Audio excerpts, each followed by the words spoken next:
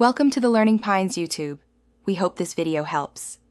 Fast charging on Redmi relies on higher voltage and higher amperage delivered safely. Manufacturers support Qualcomm Quick Charge, USB power delivery, or proprietary MyCharge standards. Your phone and charger must negotiate the correct profile before increasing power. The charger reports capabilities, and the phone accepts suitable voltage and current. Charging speed therefore depends on charger wattage, cable quality, battery health, and ambient temperature. Always confirm the exact Redmi model specification for supported. Select a charger that matches the Redmi model's rated wattage for best results. Many Redmi models accept 33W, 65W, or even 120W chargers depending on specification. Use USB-C to USB-C cables that are certified and rated for the charger current.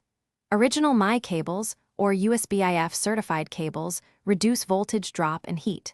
Avoid cheap, thin cables that increase resistance and slow charging.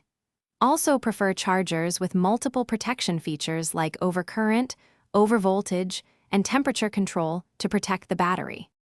Check the phone settings and enable fast charging if a toggle is provided. Keep the phone in a cool environment during charging to avoid thermal throttling, reducing speed. Avoid gaming, video streaming, or heavy CPU tasks while charging to maximize power available for the battery. Remove thick cases that trap heat and reduce charging performance when necessary. For battery longevity, use fast charging when needed and maintain battery levels, generally between 20% and 80% during regular use.